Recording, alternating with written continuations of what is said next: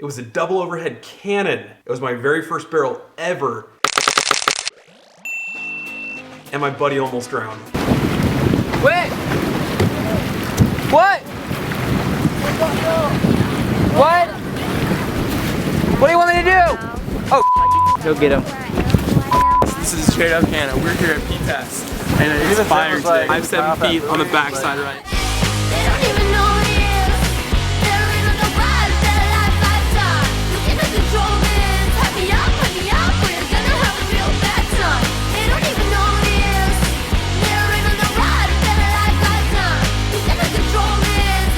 Hi, I'm Hannah. I started Rock and Sea Garage Board Shop in 2018. Back in college, my buddies and I took a year off school, volunteered as teachers, and we surfed 3 or 4 days a week at a wave that was legendary for big hollow barrels, affectionately known as Palikir Pass. Into the heart of the jungle to find the hidden treasure. Savage wilderness, let's go. Go climb inside the Yeah, I am a smart mouse. How do you think I wonder where I am, who I am by now? Just another minute till we sisters sign off. So if you're not winning, wave, bye, bye, bye. Look how clearly you can see the passes from here. I know, I think Palikir Pass is over there. Of course it is, Doran. Alright, well.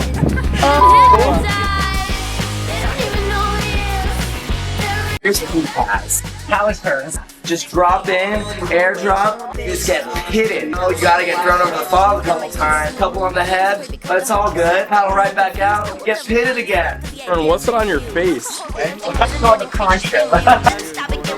We're gonna catch a shark.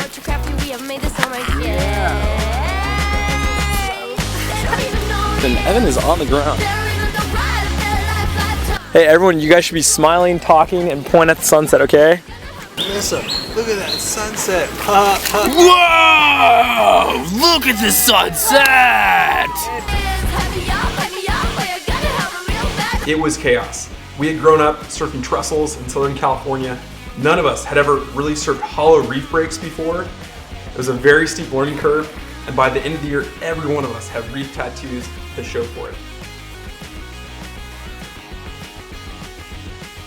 It was an awesome experience. Teaching was super hard. I learned everything the hard way, but becoming friends with the kids and their families over time and learning about the local Micronesian culture was a once-in-a-lifetime experience. That's a good movie!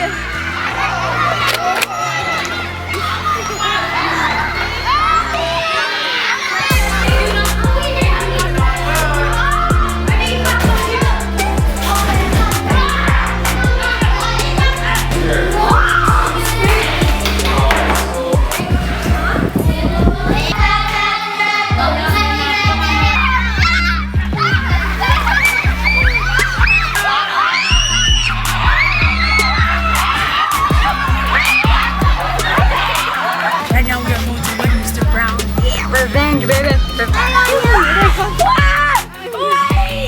You suck, Ray! You suck! Bitches fail! Mr. Ryan, take him! Please don't Palikir Pass is special. The ocean floor goes from thousands of feet deep to dry reef in like 100 yards. And you're just out in the middle of the South Pacific. There's nothing blocking swell from open ocean. Palikir Pass is just known for throwing monster hollow barrels. We each brought a coffin of surfboards knowing we were gonna break some, so we had to be totally self-sufficient. There was no surf store on island. We couldn't even buy wax. We had to bring enough wax and ding repair equipment to last the entire year. And that's how I got started. Fixing all my own dings in Micronesia got me interested in it and later led me to shaping and glassing my own surfboards. We surfed with a handful of pros throughout the year. One of our buddies even got GoPro of the day for like a 15-second long barrel. It was insane.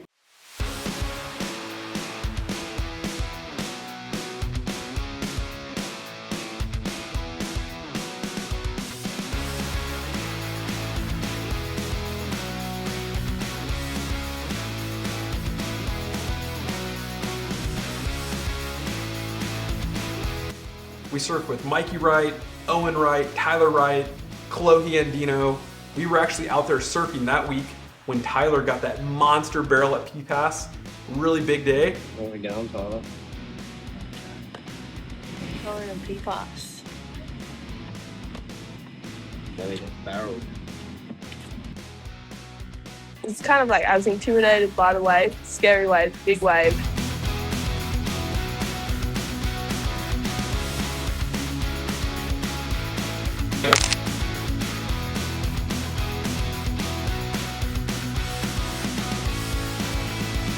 We surfed with Asher Pacey for 6 weeks. Super cool dude. We actually made it in his blog. He made a little blog post and mentioned us. Palikir Pass blog, Palikir Pass files number 6, I think it was.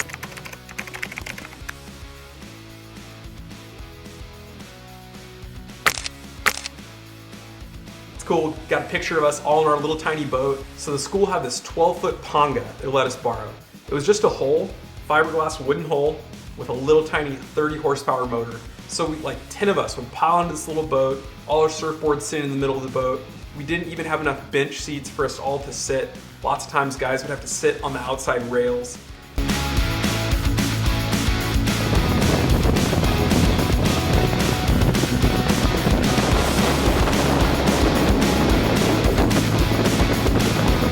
So we had no way of checking the surf beforehand. We'd look at the report, look at the numbers. It was like a 40-minute boat ride from the dock to the outer reef. I was getting psyched, getting amped up and stressed out, hoping there's waves or being antsy to see how big they're gonna be. On small days, if you fell, you get blown right into the dry reef. Zach, what's happening? Okay, so Evan broke his board earlier today. Just snapped it right in half, clean snap. Took a pretty big drop, snapped in half. And guess where Evan is right now?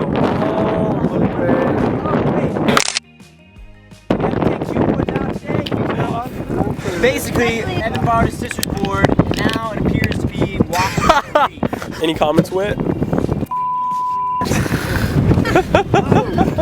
I cut from the coral today after I caught my first wave.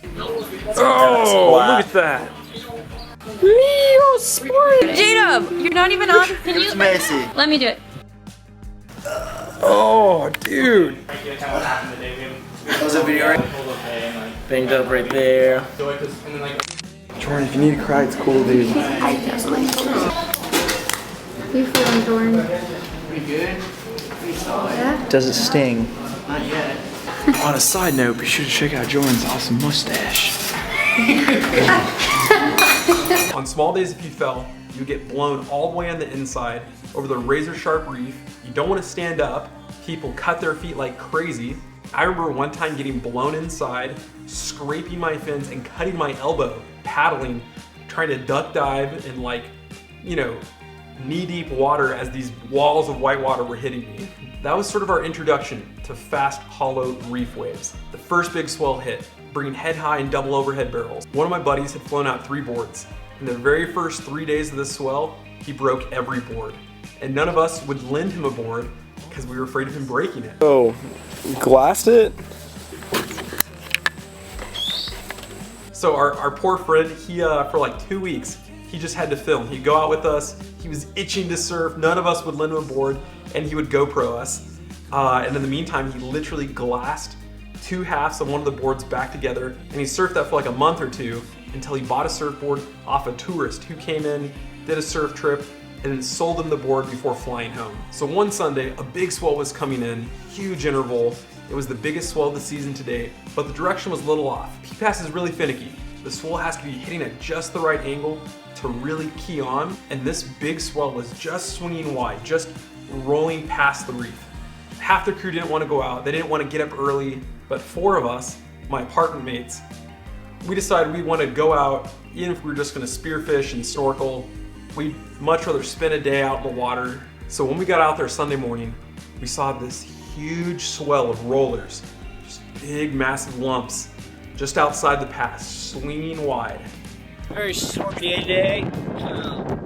We got nobody else out here in the water.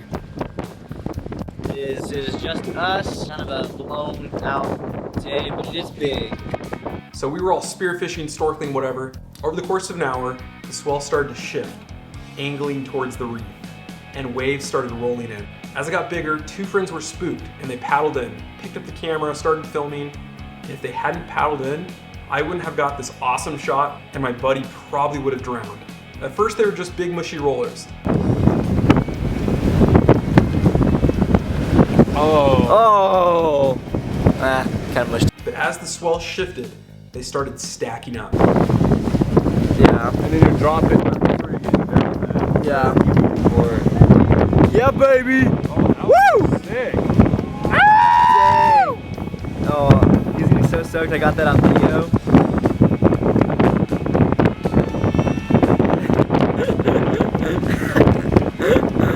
The sets got so big, we were afraid they were gonna start breaking into the channel and possibly swamp our boat.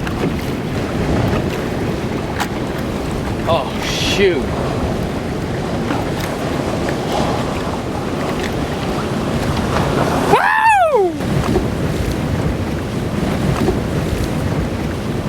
I was sitting a little outside, I had a bigger board, and I saw this monster coming. It started mushy, let me catch it early, but as I dropped in, it stacked up and doubled into an absolute cannon. Kid you not, it was my very first barrel, and to this day, it's the biggest barrel of my entire life.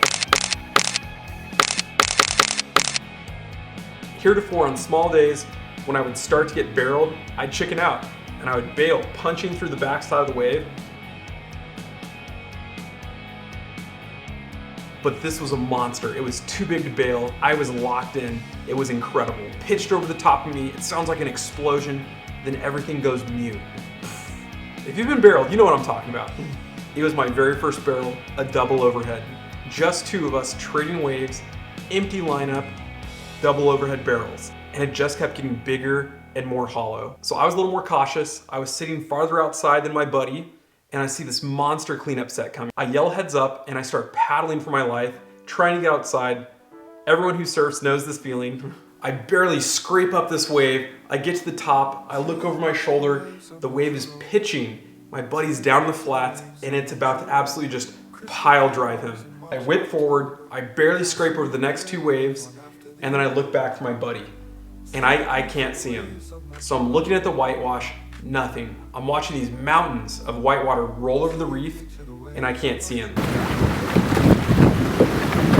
Tell me if J-Dub goes for a wave. Wait!